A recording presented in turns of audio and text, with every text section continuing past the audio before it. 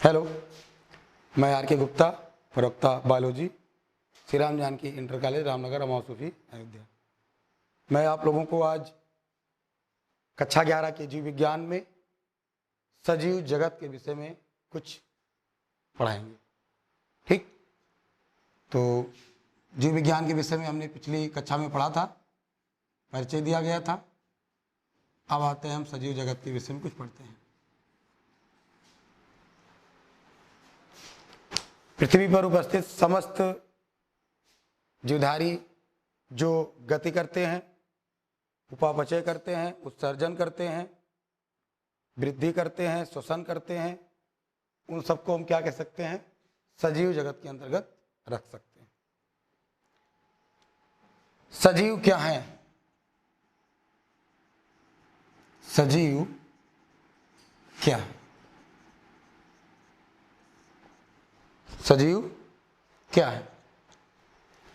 सजीवों को हम कोई विशेष परिभाषा तो नहीं दे सकते हैं, बट कुछ विशेष लक्षणों के आधार पर इनको हम निर्जीव से पृथक कर सकते हैं। जैसे कि पहला पॉइंट है जीव द्रव्य। जीव द्रव्य, प्रोटोप्लाज्म। सजीवों का मुख्य लक्षण प्रोटोप्लाज्म होता है। सभी जीवधारी में जीवद्रव्य पाया जाता है। जीवद्रव्य जीवन का भौतिक आधार होता है। इस वाक्य को हक्सले ने कहा था, protoplasm is the physical basis of life. ठीक है ना? Protoplasm is the physical basis of life। जीवद्रव्य जीवन का भौतिक आधार है। इस वाक्य को किसने कहा था? हक्सले ने। तो सजीव का एक विशेष लक्षण है प्रोटोप्लाज्म। समस्त जीवधारियों में प्रोटोप्लाज्म का पाया जाना अति आवश्यक होता है। दूसरा पॉइंट, कोशिका संरचना।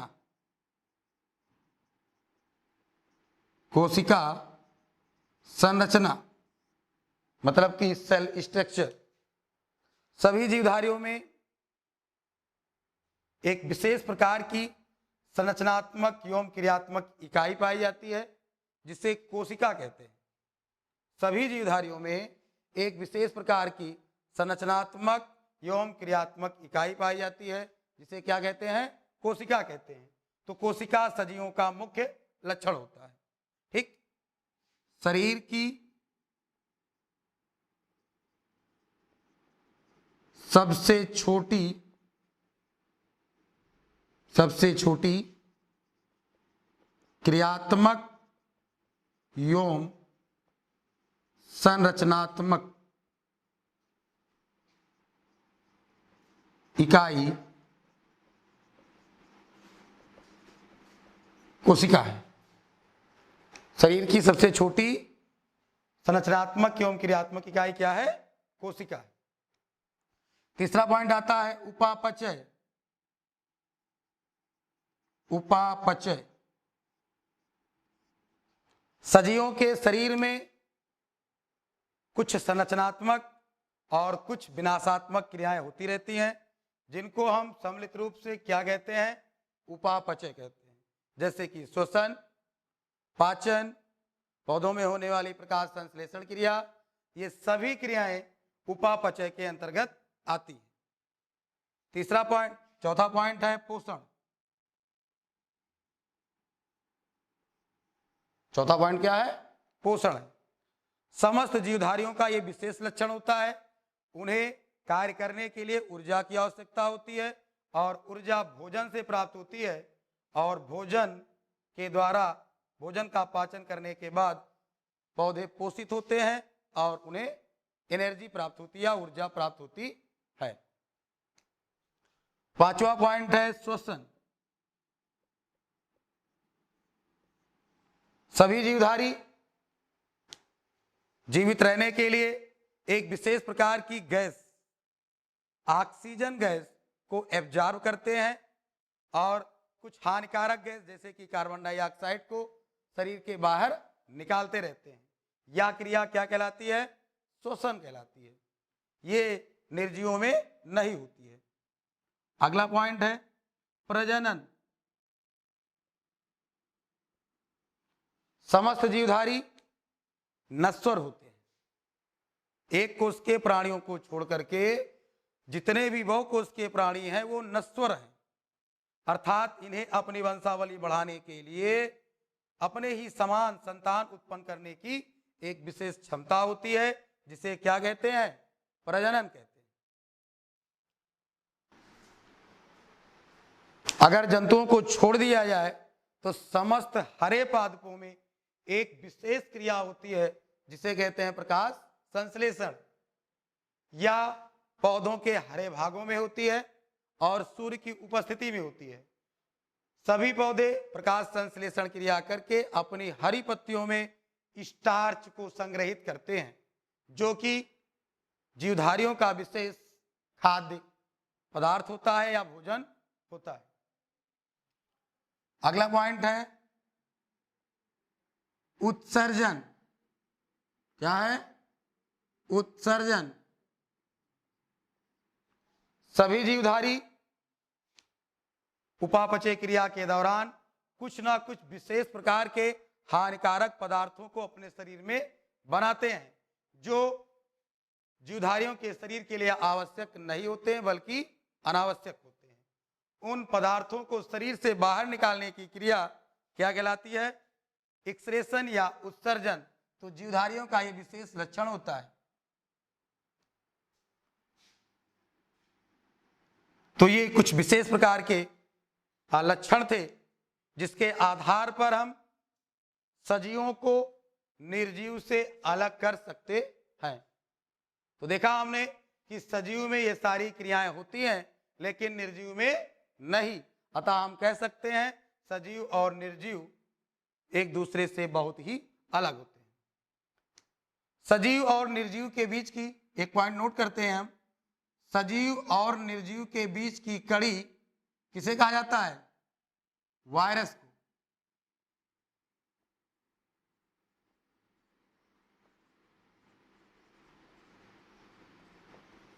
कड़ी वायरस को कहते हैं।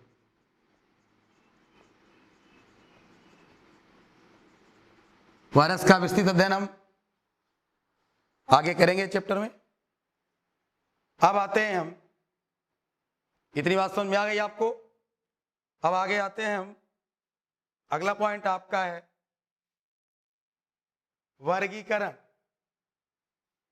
सजीव जगत में हम जीव जगत का वर्गीकरण करते हैं। वर्गीकरण, क्लासिफिकेशन। वर्गीकरण, क्लासिफिकेशन। तो समस्त जीवधारियों का एक साथ अध्ययन करना असंभव है। अतः हम जीवधारियों के नमूनों को उनके विशेष लक्षणों के आधार पर समूहों में विभाजित करते हैं, जिस क्रिया को क्या कहते हैं? हम वर्गीकरण कहते हैं। वर्गीकरण की शुरुआत सर्वप्रथम अरस्तु ने की थी, जिन्होंने समस्त जीवधारी को दो जगत में विभाजित किया था।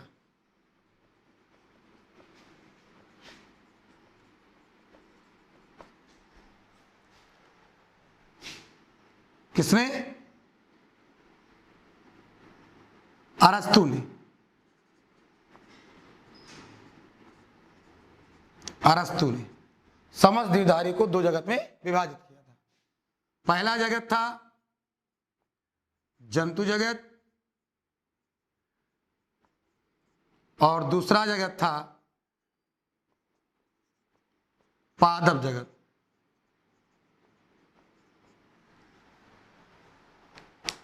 अरस्तु ने पृथ्वी पर पाए जाने वाले समस्त जीवधारियों को दो जगत में डिवाइड किया, जंतु जगत और पादप जगत। बाद में लिनियस नामक वैज्ञानिक ने, कैरोलस लिनियस, पूरा नाम इनका है कैरोलस लिनियस, कैरोलस लिनियस नामक वैज्ञानिक ने अरस्तु के ही वर्गीकरण को अपना वर्गीकरण माना और उसे थोड़ा और स्पष्टीकरण करते हुए विस्तृत रूप से उसका अध्ययन किया और दो जगत में ही उसे पूरे जगत को डिवाइड किया, जंतु जगत और पादप जगत।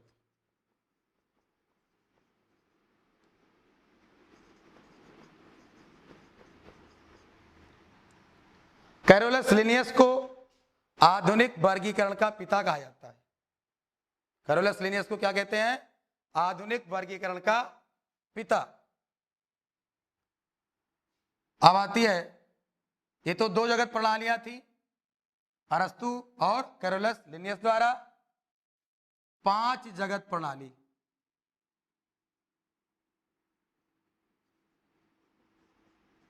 पांच जगत प्रणाली, 5 जगत वर्गीकरण। इसको देखते हैं ऊपर से हम। 5 जगत प्रणाली। एक वैज्ञानिक है R.H. हुटेकर, R.H. हुटेकर।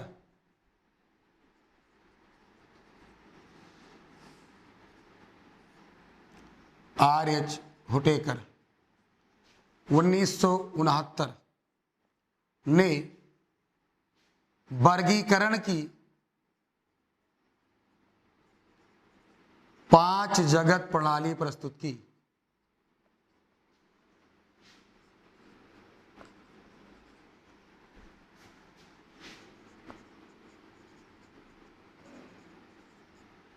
इनके अनुसार जो 5 जगत है, सबसे पहला है मोनेरा।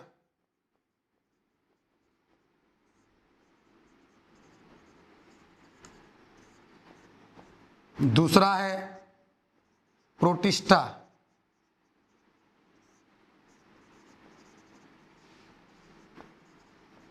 तीसरा है फंजाई, कवक।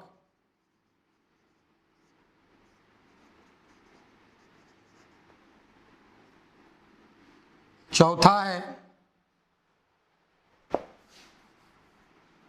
पादप, प्लांटी। पांचवा है जंतु, एनिमेलिया। ध्यान देते हैं हम, R.H. हुटेकर ने पृथ्वी पर पाए जाने वाले समस्त जीवधारियों को 5 जगत में जो डिवाइड किया है, उसका बेस क्या था, आधार क्या था? कोशिका की संरचना,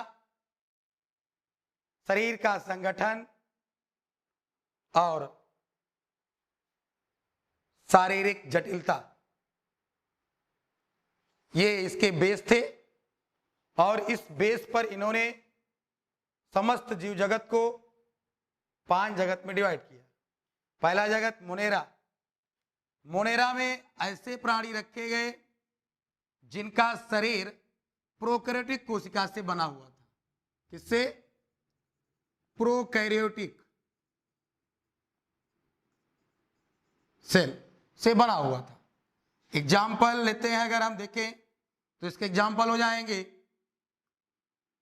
माइकोप्लाज्मा,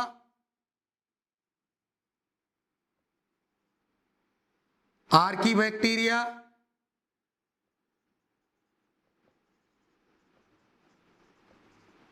और बैक्टीरिया।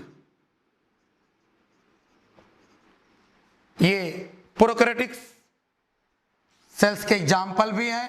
और साथ में इन जंतुओं को कहां रखा गया है, इन ऑर्गेनिज्म को कहां रखा गया है? मोनेरा जगत में। कहां रखा गया है? मोनेरा जगत। अब आते हैं प्रोटिस्टा की बारी आती है। प्रोटिस्टा जगत में उन जीवधारियों को रखा गया है जिनकी शारीरिक संरचना केवल एक कोशिका से बनी हुई है तथा जो यूकैरियोटिक कोशिका से बने हुए हैं। यूकैरियोटिक सेल और यूनिसेलुलर। यूकैरियोटिक सेल और यूनिसेलुलर प्राणियों को कहां रखा गया है? प्रोटिस्टा में। एग्जाम्पल स्वरूप प्रोटोजोआ के समस्त प्राणी, प्रोटोजोआ जैसे कि अमीबा, इग्लिना, पैरामीशियम, एंटमीबा हिस्टोलिटिका इत्यादि, ये सभी कहां पाए जाते हैं? प्रोटिस्टा में। इसके साथ साथ इसमें कुछ विशेष प्रकार के कवक भी रखे गए हैं जैसे कि ईस्ट, ये भी प्रोटिस्टा के अंतर्गत आते हैं। थोड़ा सा स्पेस लेते हैं हम। प्रोटिस्टा के विषय में आप लोग जान लीजिए फिर से एक बार। प्रोटिस्टा शब्द हेकल नामक वैज्ञानिक ने दिया था। प्रोटिस्टा शब्द हेकल नामक वैज्ञानिक ने दिया था और इसके अंतर्गत आर्य छोटेकर ने यूकैरियोटिक कोशिका से बने हुए एक कोशिकीय जीवों को रखा है, जिसका एग्जाम्पल है प्रोटोजोआ के समस्त प्राणी तथा कुछ कवक जैसे कि ईस्ट, सैक्रोमाइसिस सेरेविसी। इतनी बात समझ में आ गई। अब तीसरा पॉइंट है कवक। तीसरा जगत आपका है आर्य छोटेकर द्वारा प्रस्तुत, जिसे हम कवक कहते हैं या फंजाई कहते हैं। तो ये विविध पोषी होते हैं। कवक ऐसे ऑर्गेनिज्म हैं जो विविध पोषी होते हैं, अर्थात परजीवी, मृतोपजीवी, सहजीवी होते हैं। क्या होते हैं? मृतजीवी, परजीवी और सहजीवी होते हैं। ये तीनों प्रकार के होते हैं, इसलिए इनको विविध पोषी कहा जाता है। इनमें कोशिका भित्ति काइटिन की बनी होती है, कोशिका भित्ति सेलुलोज की नहीं बनी होती है, ये काइटिन की बनी होती है। इनमें हरित लवक का पूर्ण अभाव होता है, इसलिए इन्हें हम एक अलग जगत में फंजाई में रखते हैं। ठीक, एग्जाम्पल इसका ले लेते हैं हम। इसका हो जाएगा एग्जाम्पल एग्रीकस,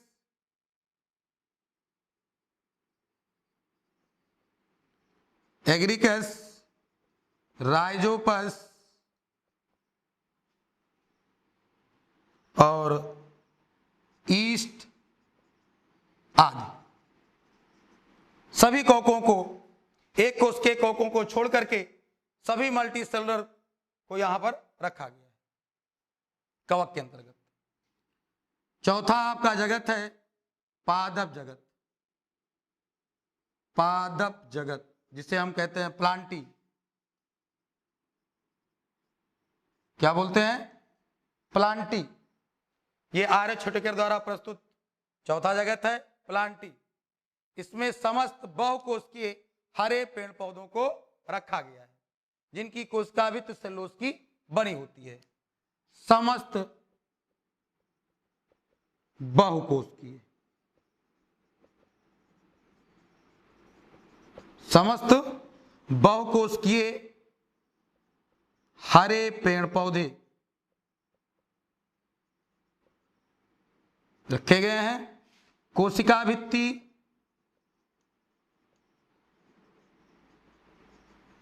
सेलुलोज की बनी होती है।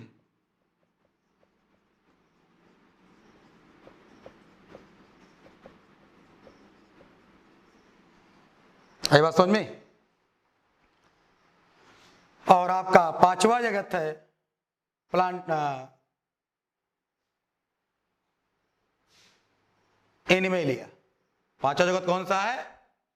एनिमेलिया, अर्थात जंतु जगत।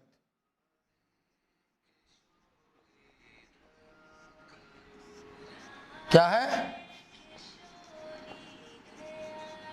जंतु जगत। जंतु जगत, इस जगत के अंतर्गत उन सभी प्राणियों को रखा गया है, जंतुओं को रखा गया है जो चर प्राणी होते हैं, अर्थात जो स्वपोषी नहीं होते हैं, परपोषी होते हैं। हाँ, इधर ध्यान दीजिए। पादप जगत में जो हमने बताया था उसमें सभी जीव क्या होते हैं? स्वपोषी होते हैं, अपवाद स्वरूप कुछ को छोड़ करके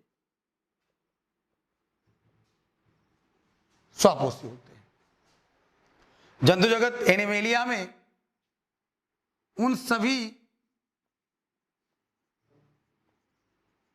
जंतुओं को रखा गया है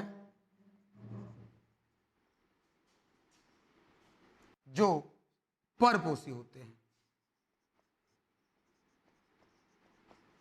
जो परपोषी होते हैं तथा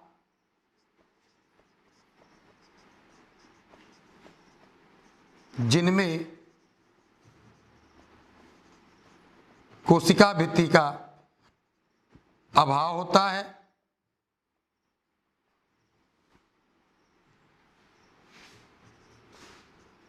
इनकी कोशिकाओं में हरित लवक अनुपस्थित होता है,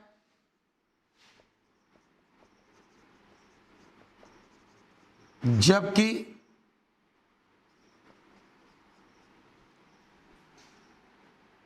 तारककाय, जिसे हम सेंट्रोसोम कह सकते हैं, उपस्थित होता है। एग्जाम्पल स्वरूप कुछ भी आप दे सकते हैं, गाय, भैंस, भेड़, बकरी, जिराफ, मत्स्य मतलब कि मछली, एस्केरिस, प्लेनेरिया,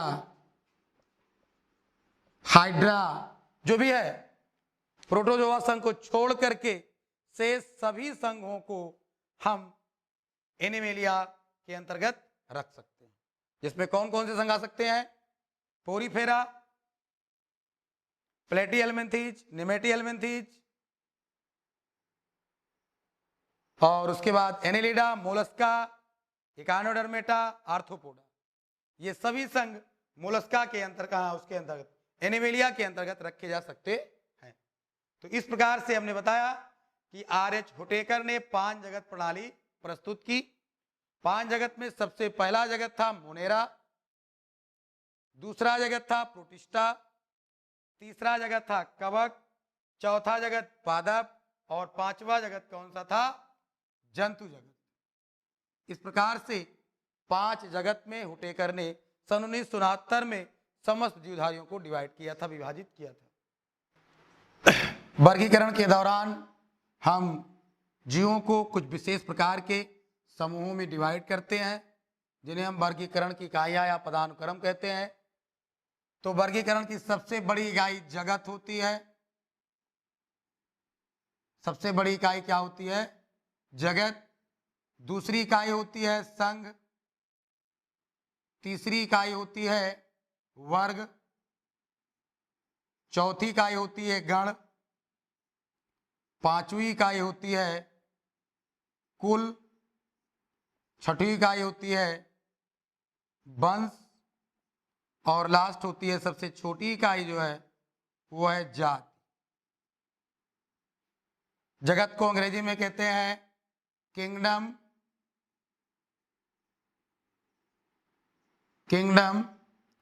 संघ फाइलम,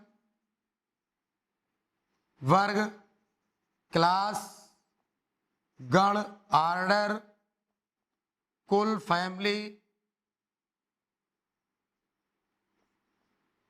और वंश जीनस, जात स्पीसीज। ये इतने पार्ट आपके हैं वर्गीकरण की इकाइयां: जगत, संघ, वर्ग, गण, कुल, वंश और जाति, जिसमें सबसे बड़ी इकाई जगत है और सबसे छोटी इकाई क्या है? जाति है। जाति शब्द की संरचना सर्वप्रथम मेयर नामक वैज्ञानिक ने की थी।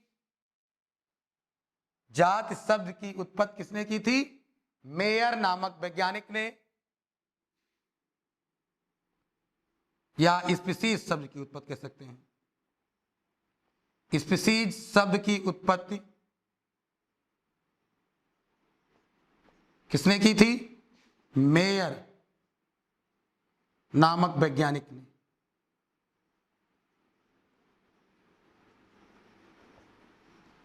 मेयर नामक वैज्ञानिक ने की थी।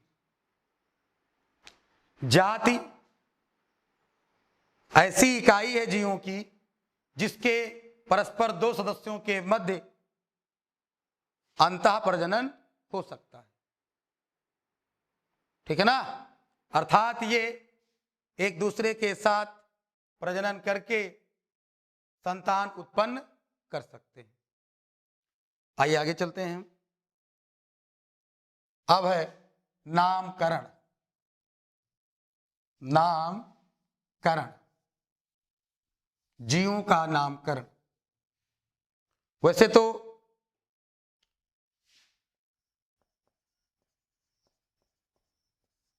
नामकरण, वैसे तो जीवों को हर देश में अपनी अपनी भाषाओं में नाम दिया जाता है, जिसे देशज नाम या देसी नाम कह सकते हैं। लेकिन अंतरराष्ट्रीय पद्धति में सभी जीवों को एक नाम से ही जाना जाता है। और नामकरण की इस पद्धति में सर्वप्रथम कैरोलस लिनियस ने एक पद्धति प्रस्तुत की, जिस पद्धति का नाम है द्विपद नाम पद्धति। बाई नामनक्लेचर, बाई नामनक्लेचर, द्विपद नामकरण पद्धति। इसके जन्मदाता कौन है? Carolus Linnaeus.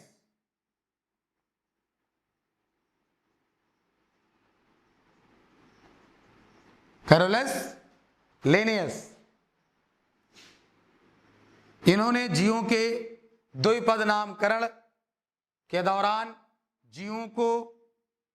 जीवों के दो नाम दिए। जीवों के दो नाम, जिसमें पहला नाम वंश का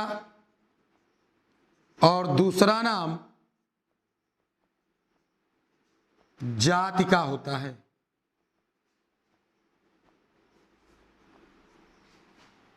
पहला नाम वंश का और दूसरा नाम जाति का होता है।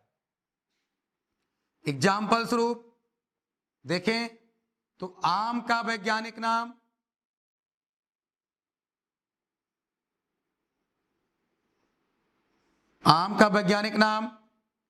Mangifera indica. मैंगीफेरा इंडिका, जिसमें मैंगीफेरा वंश का नाम है और इंडिका जाति का नाम है।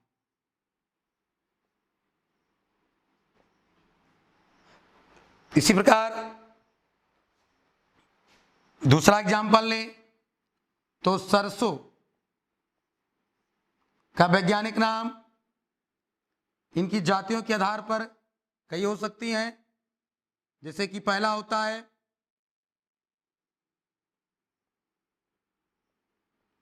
ब्रेसिका कैम्पेस्ट्रिस, जो कि है पीली सरसों।